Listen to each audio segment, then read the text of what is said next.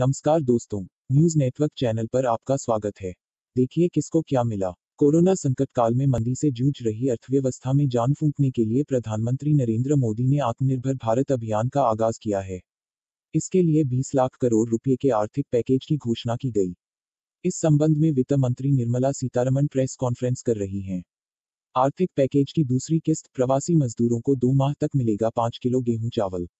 Supply chain को दुरुस्त करने के लिए मोदी सरकार की तरफ से बड़ी राहत दिए जाने की उम्मीद है। बुधवार को आर्थिक पैकेज का लेखा जोखा देने के क्रम में वित्त मंत्री इसकी दूसरी किस्त का ऐलान कर रही हैं।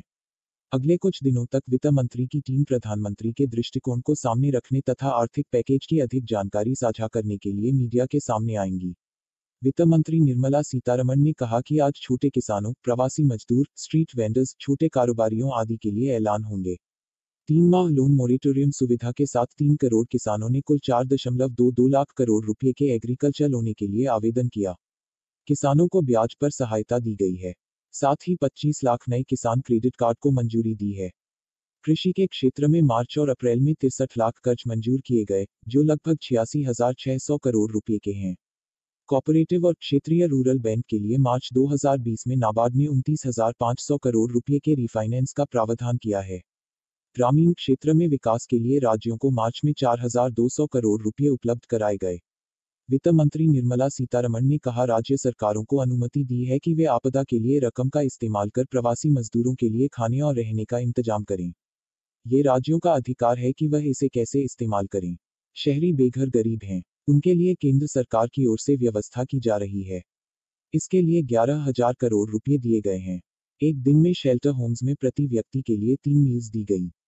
साथ ही 2 महीनों में 7,200 नए एसएचजी शुरू हुए हैं। 13 मई तक मनरेगा के तहत 14.62 करोड़ व्यक्तियों को काम दिया गया। अब तक इस पर 10,000 करोड़ रुपए खर्च किए गए हैं। 1.87 लाख ग्राम पंचायतों में 2.33 करोड़ लोगों को काम दिया गया। पिछले साल मई की तुलना में 40-50% कामगार बढ़े हैं। इनके लिए मजदूरी को 182 रुपये से बढ़ाकर 202 रुपये कर दिया गया है। सरकार सभी कर्मचारियों के लिए न्यूनतम वेतन तय करने का प्रयास कर रही है। न्यूनतम वेतन का लाभ लगभग 30% कर्मचारी उठा पाते हैं। इसमें राज्यों के बीच न्यूनतम वेतन में अंतर को खत्म किया जाएगा। इसे वैधानिक रूप दिया जाएगा। सभी मजदूरों को नियुक्ति पत्र मिलेंगे और साल में एक बार हेल्थ चेकअप होगा। असंगठित क्षेत्र को सोशल सिक्योरिटी स्कीम का लाभ मिलेगा। मजदूरों के लिए ईएसआईसी सुविधा को लागू किया जाएगा। महिलाओं को अगर रात्रि में काम करना पड़ता है तो उनके लिए अलग अलग तरह के सेफगार्ड लाए जाएंगे। राशन की सुविधा उपलब्ध कराने के लिए 8 करोड़ प्रवासी मजदूरों के लिए सरकार 3,500 करोड़ रुपए का प्रावधान कराने जा रही है। जो नेशनल फूड सिक्योरिटी में नहीं आते या जिनको राज्यों का राशन कार्ड नहीं मिल पाता, उनके लिए यह प्रावधान किया गया है। प्रति व्यक्ति 5-5 किलो गेहूं या चावल मिलेंगे। साथ में प्रति फैमिली 1 किलो चना अगले 2 महीनों तक मिलेगा। इसको लागू करने की जिम्मेदारी राज्य सरकारों की है। प्रवासी मजदूर और शहरी गरीबों को कम कीमत पर रहने की सुविधा मिल पाए, इस बड़ी योजना का संकल्प लेकर प्रधानमंत्री नरेंद्र मोदी आए हैं। प्रधानमंत्री आवास योजना के अंतर्गत कम कीमत वाले किराए के घर आने वाले समय में मिलेंगे। सरकार मौजूदा बने हुए घरों को भी इसमें शामिल करेगी। इसके लिए सरकार उद्योगपतियों और राज्य सरकारों को प्रेरित करेगी ताकि वो अपने राज्य में काम करने वाले मजदूरों के लिए रहने की व्यवस्था बनाएं। मुद्रा शिशु लोन के माध्यम से लगभग 3 करोड़ लोगों को लाभ मिलने वाला है, जो 1,500 करोड़ रुपए के करीब होगा। उनकी ब्याज दर में सरकार 2% की छूट दे रही है। इसका खर्चा मोदी सरकार उठाएगी। गरीब से गरीब लोगों को इसका लाभ मिलेगा। रेहड़ी लगाने वाले, पटरी पर सामान बेचने वाले, घरों में काम करने वाले श्रमिक साथियों के लिए 5,000 करोड़ रुपए की क्रेडिट फैसिलिटी लेकर आए हैं। प्रति व्यक्ति को 10,000 रुपये तक की सुविधा मिल सकती है। इसको 1 महीने के अंदर लॉन्च कर दिया जाएगा। डिजिटल पेमेंट करने वालों को अतिरिक्त लाभ मिलेगा। उन्हें आने वाले समय में 10,000 के बजाय ज्यादा पैसा मिल सकता है। वे अपना कारोबार बढ़ा सकते हैं।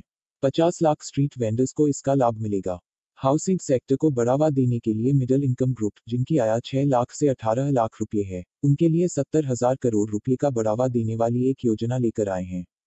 Credit link subsidy scheme CLSS, जो हमने 31 मार्च 2020 तक बढ़ाई थी, जिसका लाभ 3.3 लाख मध्यम वर्ग के परिवारों को मिला था, उस योजना की तिथि मार्च 2021 तक बढ़ा दी गई है। इससे 2.5 लाख से ज्यादा परिवारों को लाभ मिलेगा और 70,000 करोड़ का कुल निवेश आएगा, जिससे रियल एस्टेट से जुड़े सेक्टर्स, स्टील, सीमेंट आदि को भी बढ़ावा मिलेगा और लाखों लोगों को मजदूरी के अवसर मिलेंगे। रोजगार के लिए 6,000 करोड़ रुपए के सीएमपीए फंड्स का उपयोग होगा। विशेष तौर पर ग्रामीण इलाकों में आदिवासी क्षेत्रों में इन योजनाओं का लाभ उठाया जा सकेगा। वित्त मंत्री ने कहा कि 3 करोड़ छोटे और सीमांत किसानों के लिए मोदी सरकार 30,000 करोड़ की अतिरिक्त सुविधा लेकर आई है। नाबार्ड जो 90,000 करोड़ रुपए देता है, यह उसके अतिरिक्त है। यह state cooperative bank, district cooperative bank आदि के माध्यम से राज्यों को दिया जाएगा।